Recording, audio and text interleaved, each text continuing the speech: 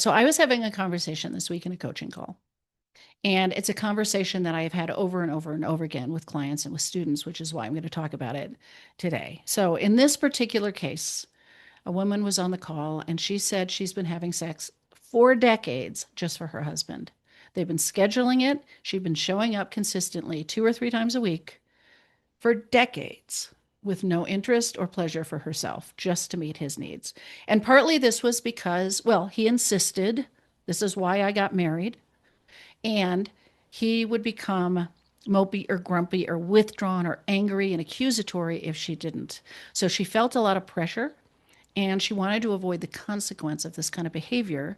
And so she's been doing this. But at this point in time, decades later, her, her level of resentment is through the roof. I mean, she is so pissed off um, that she's gone along with this and that this is the state of their sex life and that he's still so adamant that she needs to be doing this. As I described to her, she's co created this. Whenever I hear this from a couple that they've gotten to this place where sex is basically so unpleasant and unfulfilling, and that this is what they are enacting together, it's co created. The lower desire person has fundamentally been throwing crumbs on the floor. That's what they're offering. And then the lower desire person accepts that. Now, they accept it because they don't think there's anything else. Otherwise, I starve. I mean, I get that. But think about what two people are doing when one person clearly doesn't want to be there, is making that known, and the other person is willing to have sex like that. This is such a huge distance away from the pleasure and connection that I think sex is supposed to bring in a relationship. Now, on his part, now I have not talked to him specifically, but I've talked to other higher desire partners. Sometimes they have this expectation. This is why I'm in a relationship. He said, this is why I got married. But I would really ask you to question that a little bit. You got married so somebody would meet your every sexual need. It's always a problem if one person is our only sexual outlet and we can't masturbate to make up some of this difference, or we can't get creative in the way the two of us are interacting, as opposed to it's my partner's job to get me off. So this example is like at the extreme end of resentment, but it happens all the time. A lower desire person will start to have sex for their partner with the best intentions. I'm just trying to meet their needs. I'm trying to do my part. I'm not really feeling it. I can do this for you. And in fact, that's okay some of the time. But once that starts to be all you're doing, the lower desire person's totally checked out. They're not getting anything from this. And over time, they're going to build resentment. And often over time, they're going to stop having sex. It's so unrewarding and they are so disconnected from any sense of their own desire. The higher desire person often is accepting this sex again because it's all there is, and they keep hoping something's going to be different. Often these people, and the guy in this case wants to please their partner. I would do anything, let me know what you want, but their partner doesn't accept any of it.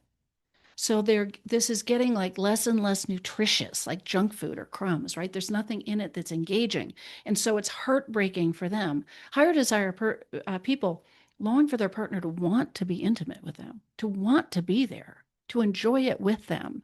And as it gets further and further away from that, it's it's so distressing to them. They'd much prefer a partner who is into it, right? But they're accepting this and thus perpetuating this phenomenon that's so unpleasant, almost toxic, at least in some cases, and gets them further and further away from connecting with each other, builds resentment on both parts. I mean, this has just gotten to be like a caricature of what sex could be in your relationship. So if this is happening or even starting to happen in your relationship, please, please, please start to change this. The lower desire person, what I told this woman this week, is first of all, recognize that you co created this. So all this resentment you have at your husband for how he has shown up and what he has seemed to expect, you've got to realize you went along with that. You enabled this. You showed up that way. You kept sacrificing yourself over and over and over for years to the point where you got this resentful. So if you can see it as co-created and focus more on your own role, it can help you get over the resentment.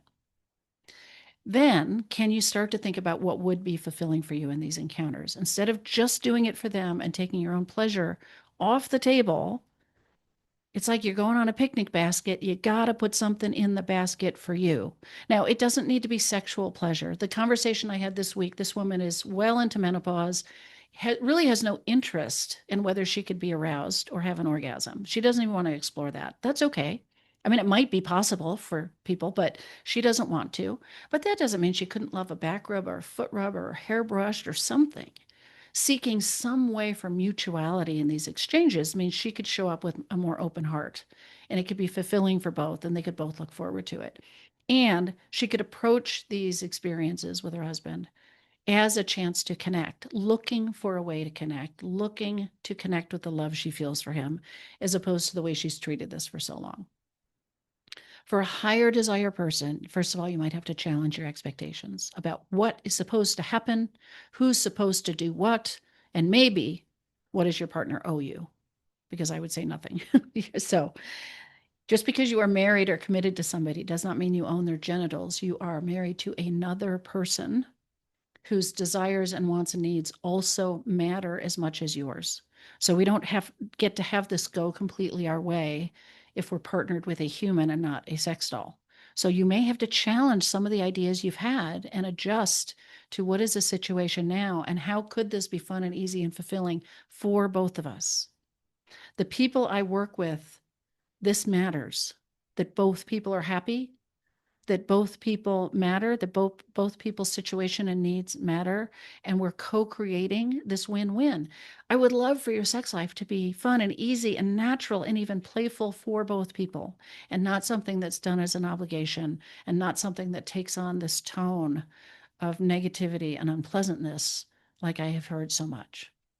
So if you're willing to take on your part of this, realize you have co-created something that is really unpalatable, not nutritious, not fulfilling, and commit to what is our way forward into something that could feel like a joyful picnic we go on together, even if we're doing different things than we imagined we would. That would be really, really powerful.